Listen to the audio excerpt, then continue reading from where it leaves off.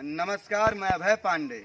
आज मैं हूं आपको दिखाने वाला भारत का इकलौता ऐसा जगह जहां पे न्योलिथिक एज यानी हिंदी में बोले तो नवपाषाण काल का साक्ष्य मिला है, और वो है बिहार के छपरा में चिरान। ये छपरा जिला मुख्यालय से 12 किलोमीटर की दूरी पे है, और ये जगह दानी मोर ध्वज के लिए भी मशहूर है। अब आपको बताते चलें कि यहाँ पे जो सरकार है, जो बिहार सरकार है, जो यहाँ के अधिकारी हैं, जिला अधिकारी हैं, और वो जिला अधिकारी हैं जो कि इसके इतिहास को पढ़कर आए हैं छपरा में। सरकार तो निकम्मी है, अंधो बहरों की सरकार है, वो कोई खाक नहीं पढ़ेगी, लेकिन जो पढ़ के आए हैं अधिकारी वो भी इसको संरक्षित करने में नाकाम है। आप इस क्षेत्र को दिखाइए एक बार, और दिखाइए उन लोगों को, उन अंधों को दिखाइए कि इसी जगह पे खुदाई हुआ था और साक्ष्य मिले थे, जिसमें हड्डी के औजार थे एवं गेहूं के बाली वगैरह के साक्ष्य मिले थे, जो कि पूरे भारत में कश्मीर के बुर्ज होम के अलावा बिहार के चिरान में मिला है। और इसी को पढ़ के सारे ऑफिसर बन जाते हैं, और ऑफिसर बनने के बाद इसको भूल जाते हैं। और आज इस जगह की हालत ऐसी है कि यहाँ पे जो म्यूजियम के नाम पे जो भवन बना है, पीछे दिखाइए, उस भवन में ताला लगा रहता है, गार्ड भी नहीं है। देखिए हम जो जिस जगह पे हैं वो सारे इसी किला के यानी इसी क्षेत्र की जगह है, जहाँ पे इतिहास के स्वर्णिम पन्नों को समेट लिया गया है या फाड़ दिया गया है। अब देखिए सामने, देखिए ये जो सामने बना है, म्यूजियम के नाम पे कलंक बना है, नाम का म्यूजियम बन गया है यहाँ पे। और इसका जो हाल है यहाँ पे इतना गड़बड़ है, ताला लगा हुआ है, और जो साक्ष्य है, चिरान के साक्ष्य को पटना में रखा गया है, जो कि बिल्कुल नाजायज है। इतिहास यहाँ का, स्वर्णिम पन्ना यहाँ का, और साक्ष्य रखा जाएगा पटना में।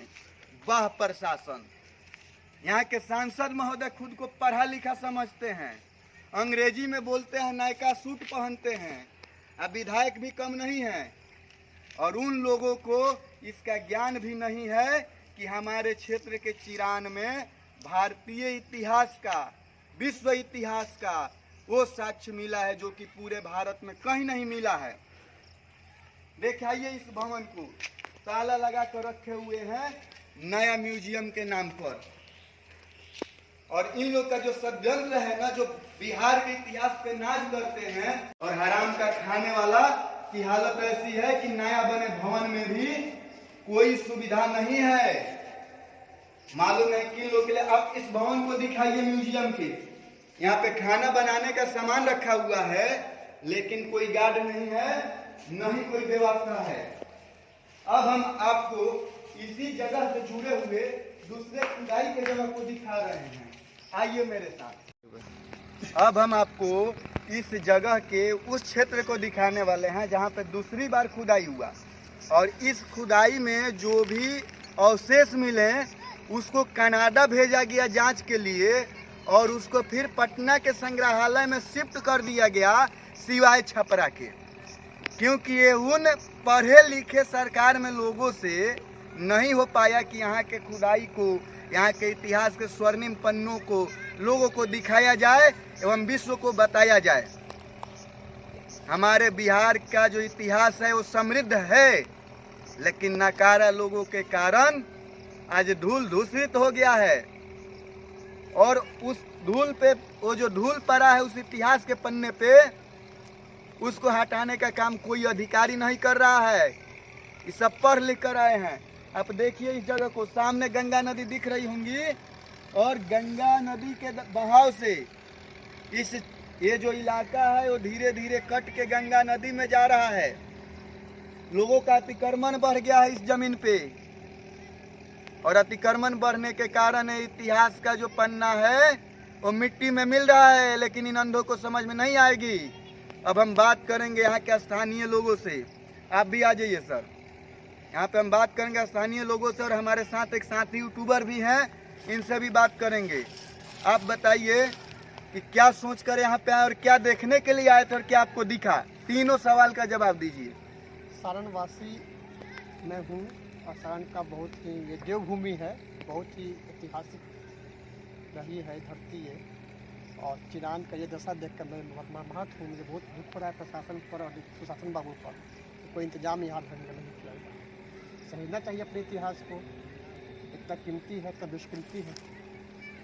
इन अनपढ़ अधिकारियों के लिए कुछ बोलेंगे?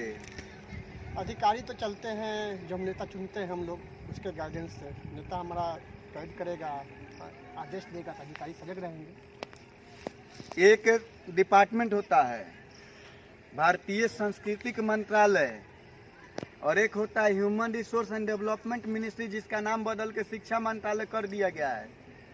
और एक यूनेस्को भी होता है विश्व में। इन लोगों का काम है इतिहास के पन्नों को सहेजना। और बिहार में भी है वो मंत्रालय। और नेता का छोड़िए, पुरातत्व विभाग भी होता है जिसका काम होता है संरक्षित करना। और सारे अधिकारी नकारा है और नेता की बात छोड़िए ना, वो तब अपने जाहिल है सब।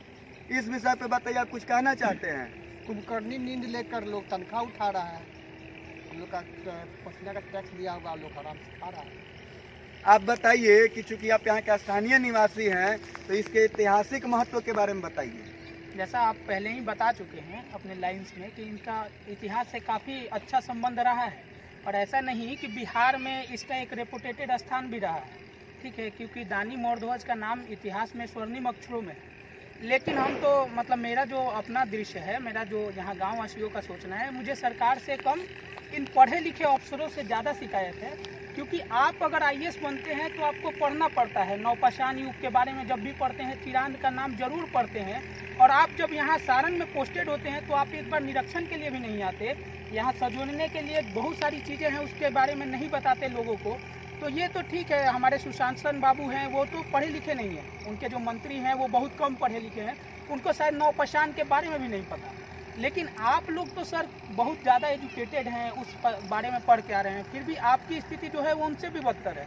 तो मैं यहाँ के जो प्रशासन है, जो DMs हैं, जो SP हैं, मैं उनसे एक दरख्वास्त जरूर करूँगा कि कभी एक बार आइए सर और इस भूमि को देखिए कि यहाँ क्या स्थिति है। यहाँ घास उगजे हुए हैं, कोई गार्ड तक नहीं रहता है यहाँ पे।